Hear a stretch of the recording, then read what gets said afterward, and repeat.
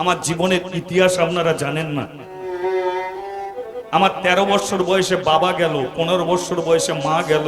আমার একটা ছোট্ট বোন ছিল, আমরা দুজনে মিলে ভাত খেতে পেতাম না। দুজনে দুটো বাটি নিয়ে পরের বাড়িতে গিয়ে দাঁড়িয়ে থাকতাম, ভাত খাওয়ার জন্য নয়, ভাতের ফ্যান পাওয়ার জন্য। দুবাটি আমাদের ফ্যান ধরিয়ে দিত, আমরা সেই দুবাটি ফ্যান নিয়ে এসে ভাই বোন মুখোমুখি বসতাম। আর ফ্যানের মধ্যে যে দু একটা ভাত পড়ে থাকতো, সেই ভাত নিয়ে আমি বোনের মুখে তুলে দিতাম। বোনকে বলতাম, আমি তো দাদা হয়ে তোকে ভাত খাওয়াতে পারিনি, অন্তত তুই দুটো ভাত খা।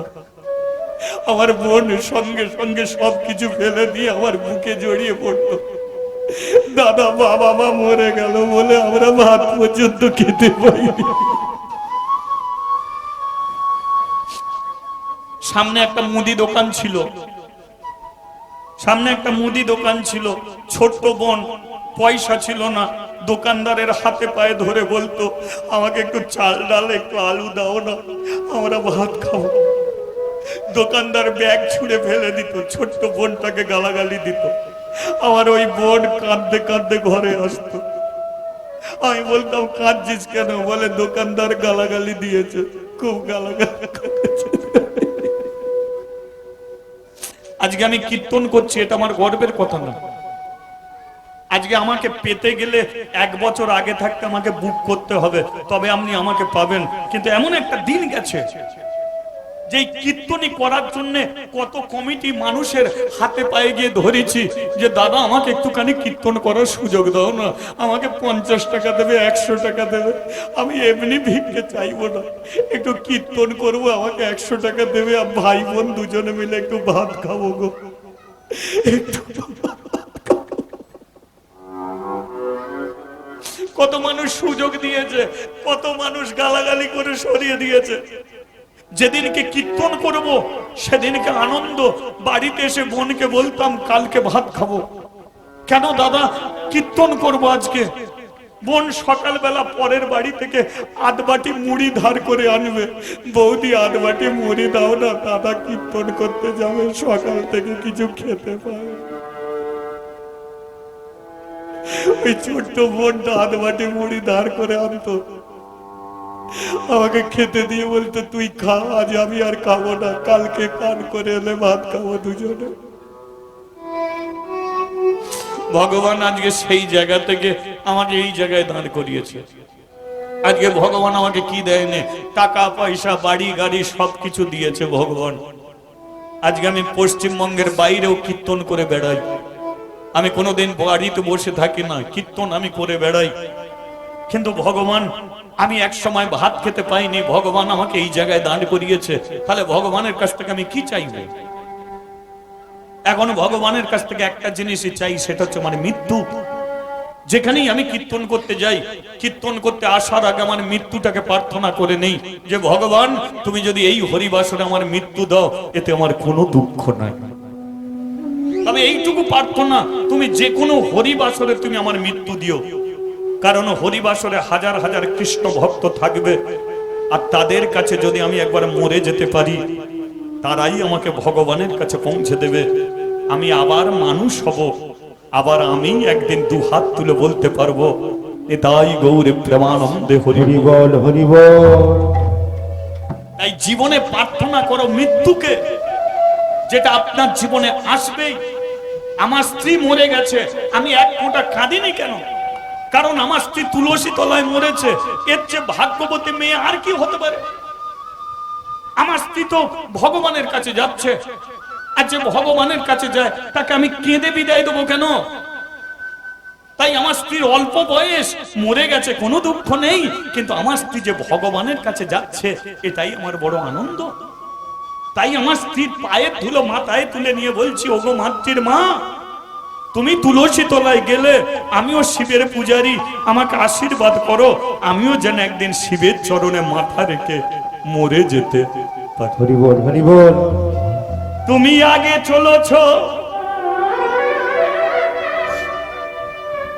আমি যাব পরে, তুমি চলেছ ভগবানের কাছে, আমি একদিনে ভগবানের কাছে যাব। কিন্তু ভগবানের দুটো চরণ, তুমি গিয়ে ধরবে তার একটা চরণ। একটা চরণ তুমি আমার জন্য রাখবে। আমি একদিনই শিবের চরণে মাথা রেখে মরব, সেদিনকে আমিও ভগবানের কাছে যাব। সেদিনকে তোমার সঙ্গে আবার আমার দেখা হয়ে যাবে। সেদিনকে দুজনে বসবো ভগবানের চরণে। আর ভগবানের চরণে বসে গঙ্গার জল নয়, পুকুরের জল নয়, খালের জলে নয়, আমাদের নয়নের জলে চরণে ধুয়াইয়ে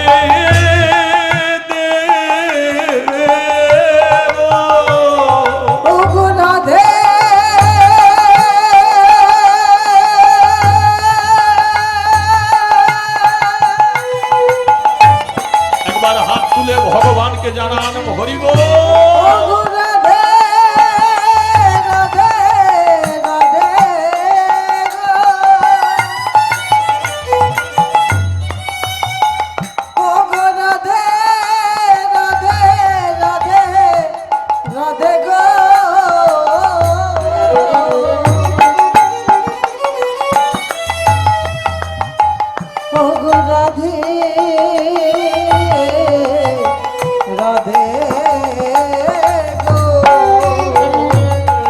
আমাদের বড় আশা জাগে এই ভরা যৌবনে, বড় আশা জাগে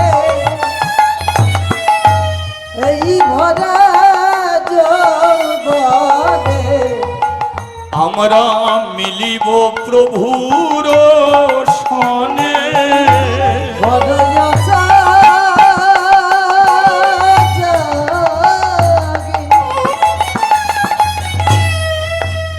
আমাদের এই ভরা যৌবনে,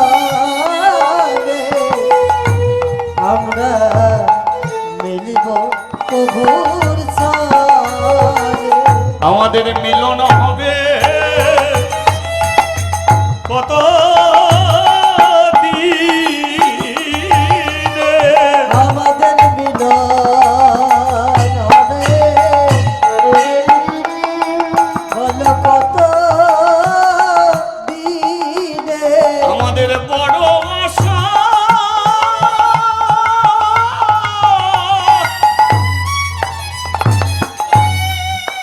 আমাদের জাগে মনে। আমাদের মিলন